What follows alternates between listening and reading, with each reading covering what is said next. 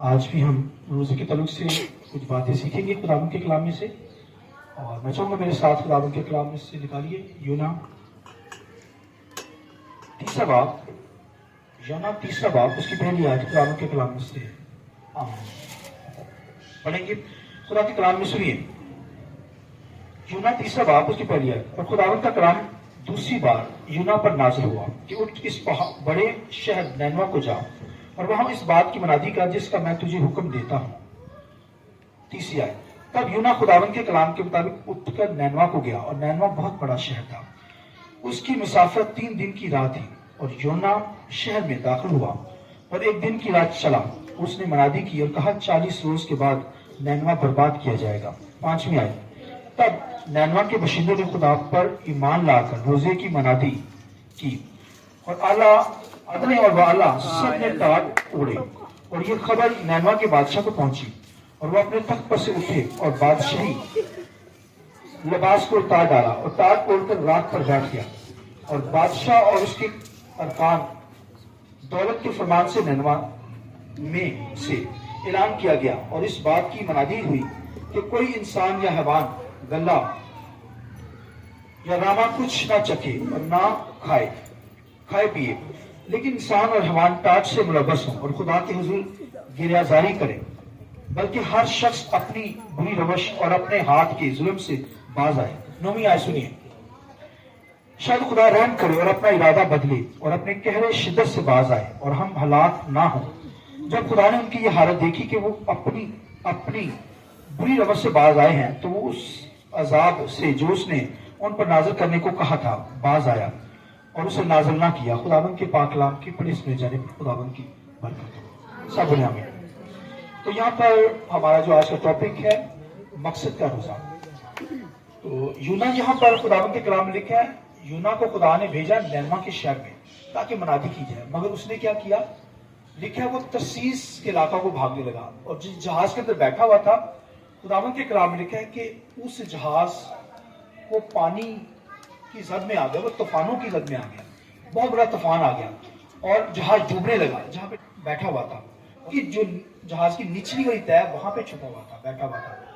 उनने ढूंढना शुरू किया, शायद किसी की वजह से यहाँ पर जो है प्रॉब्लम आई है और उस बंदे को हम फेंक देंगे तो बच जाएंगे। तो खुदावंद के कलाम में लिखा है कि वो बंदे को ढूंढने लगे कि किसकी वजह से ये प्रॉब्लम के अंदर फंसे हैं। तो खुदावंद के कलाम में लिखा उन्होंने पूरा डालो। तो खुदावंद के कलाम में लिखा है कि यूना को ढूंढ रहे थे। तो यूना जो था वो नीचे था, और उससे उन्होंने पकड़ा, और फिर यूना को जब पकड़ा, तेरे नाम से वो कुरा निकला, तो उसने क्या किया? उसने कहा, हाँ मैंने क्या किया? खुदा की नाफरमानी की है, मुझे यहाँ पानी में फेंक दो तो मैं ये तूफान थम जाएगा। खुदावंद के कलाम में लिखा है ऐसा ही हुआ। ठीक है। तो क्या लिखा है? यूना जो था मछली के पेट में 3 दिन रहा। ठीक है। तो यहाँ पर जो नैनवा की बात हो रही है, यूना की बात हो रही है, यहाँ खुदावंद के कलाम के अंदर जिस प्रॉफिट की मैं बात करने जा रहा हूं, उसको खुदा ने नैनवा के शहर में भेजा, और लिखा वहां गुनाह इस कदर बढ़ गया था, हर शख्स गुनाह के अंदर पड़ गया। और खुदावंद के कलाम में खुदा ने नैनवा को नबी को तैयार किया यूना को कि जाकर मनादी करे कि तौबा कर लो अपने गुनाहों से, तो मैं क्या कर दूंगा? माफ कर दूंगा। और खुदावंद के कलाम में लिखा है तब जाकर उसने, खुदावंद के कलाम में लिखा है कि उसने कहा मुझे फेंक दो, और जो फेंक दिया कि फिर मछली के पेट के अंदर 3 दिन रहा। और लिखा है जब उसे दोबारा वहां पे उगल दिया मछली ने किनारे पर, तो जब वो जाकर फिर वो मनादी करने लगा। तो खुदावंद के कलाम में दाऊद इसके बारे में ज़बूर के अंदर कहता है कि यूना ने क्या की? लिखा है पताल में दहाई दी है, यानी पताल में उसने माफी मांगी, खुदावंदा माफ कर दे, मुझे बहाल कर दे, मैं तेरा काम करूंगा। तो खुदा ने फिर क्या किया?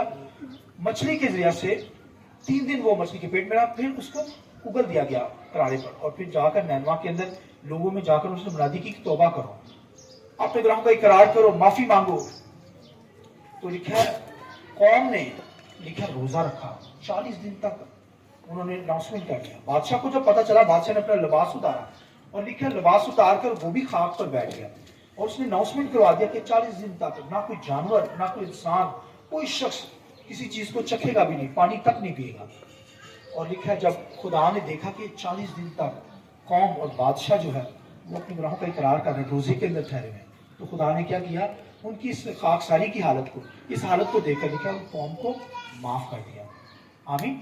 इसका मतलब रोजा रखा गया है लेकिन मकसद नहीं रखा गया। मकसद ये था कि हमें खुदा माफ कर दे, हमें क्या करे, हमारे गुनाहों से खुदा हमें माफ कर दे। तो मकसद का रोजा रखेंगे तो खुदा माफ करेगा। यहाँ पर कौम ने रोजा रखा, लोगों ने रोजा रखा, बादशाह ने रोजा रखा, जानवरों तक रोजे के अंदर ठहरे हुए थे, 40 दिन तक उन्होंने कुछ नहीं खाया। तब खुदा ने लिखा है कि उनका मकसद जो था कि उनको माफ किया जाए, खुदा ने उनको माफ कर दिया। और यीशु मसीह ने भी जो 40 दिन का रोजा रखा, एक रोजा 40 दिन का रखा यीशु मसीह ने, रोजा एक था, ठीक है, वो 40 दिन तक खुदा रोजे के अंदर यीशु मसीह ठहरा। और खुदावंद यीशु मसीह ने भी मकसद का रोजा रखा। यीशु मसीह का मकसद था मुझे और आपको बचाने की बात, दुनिया को बचाने की बात, दुनिया को निजात देने की बात। तो यीशु मसीह ने ये टारगेट लिया, तो यीशु मसीह का भी रोजा जो था मकसद का था। यूना ने जो कौम को यहाँ पर अनाउंसमेंट किया तौबा करो, तो उन्होंने भी पीछे मकसद रखा, खुदा हमें माफ कर दे, हमें क्या कर दे, माफ कर दे। मकसद का रोजा रखिए, खुदा क्या करेगा, आपके रोजे को कबूल करता है।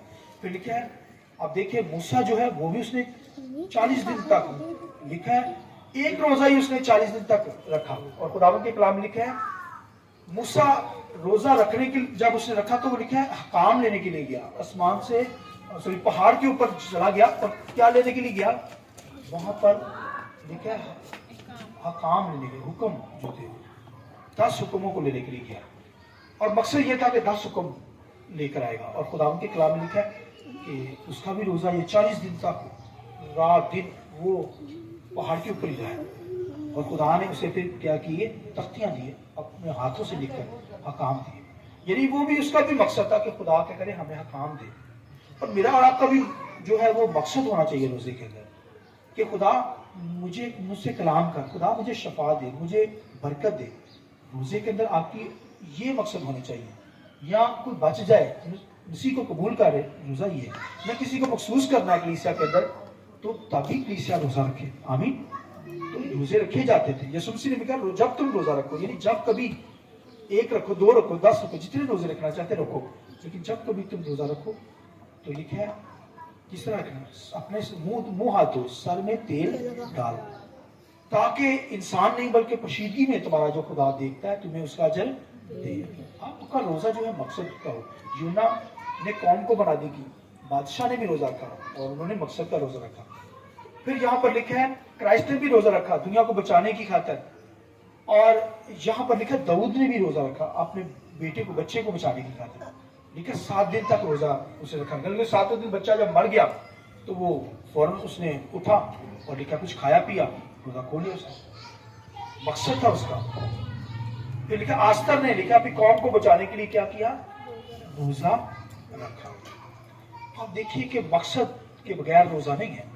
वैसे शौकिया तौर पर रोजे नहीं हमारे होते, इसलिए जब भी आप रोजा रखें मकसद आपका हो। आमीन। आप देखिए जहां जहां पे आपको मिलेगी, कौम ने रोजा रखा, किसी नबी ने रोजा रखा, मलका आस्तर ने रोजा रखा, तो आप देखिए मकसद रखा। मकसद ये था कि खुदा उनको क्या करे, बचा ले, खुदा उनको अपनी पनाह में रखे, लोग बच जाए। तो मेरा और आपका जब रोजा हो तो मकसद का रोजा हो। आमीन। जैसे यूना ने मनादी की, लोगों ने अपने गुनाहों का इकरार किया, खुदा हमें माफ कर दे, इस मकसद को सामने रखते हुए रोजा रखा। यीशु मसीह ने सारी दुनिया के लिए रोजा रखा ताकि दुनिया बचे, और आज की में बचे हुए लोग। आमीन। दाऊद ने भी रोजा रखा, आस्तर मलका ने भी रोजा रखा, और इस तरह बेशुमार ऐसे लोग थे। नेहमिया ने रोजा रखा। देखिए रोजा यरूशलेम की तमीर के लिए उसने रोजा रखा ताकि यरूशलेम की तमीर कंप्लीट करे, तो रोजे के अंदर रहा तो तमीर हुई उसकी, कंप्लीट की उसने। इसलिए हमें रोजा रखना है मकसद का रोजा, बेमकसद रोजा हमारा ना हो। आमीन। रोजा रखिए, यीशु मसीह ने कहा, मगर फ्रेश नजर आए। पहले रोजे रखे जाते थे, अपने आप को खाकसर किया जाता था, सर में खाक डाली जाती थी, अपने बालों को बखेरा जाता था, राख पर बैठा जाता था, राख जो थी उस पर बैठा जाता था। मगर अब रोजा ये नहीं है। अब तो भाइयों रोजा इस तरह का हो कि किसी को पता ना चले, सीक्रेट तौर पर हमारा चेहरा शाश बजाश हो, कोई मायूसी ना चाहिए हो, कोई परेशानी ना चाहिए हो, बल्कि खुशी के साथ हमारा चेहरा खुशी के साथ भरा हो। आमीन। खुदा यीशु मसीह ने कहा कि जब तू रोजा रखे तो अपना याकूब की तरह अपना मुंह बिगाड़ना नहीं है, बल्कि फ्रेश नजर आए। आमीन। तब मैं तेरा रोजा कबूल करूंगा, तुझे बरकत दूंगा। और मैंने और अपने जब रोजा रखना है तो हमने क्या करना है, मकसद का रोजा रखना है, बेमकसद रोजा नहीं रखना। तो दामन इस्लाम की जो आपको बड़ी बरकत है। आइए प्रश्न को झुकाएंगे।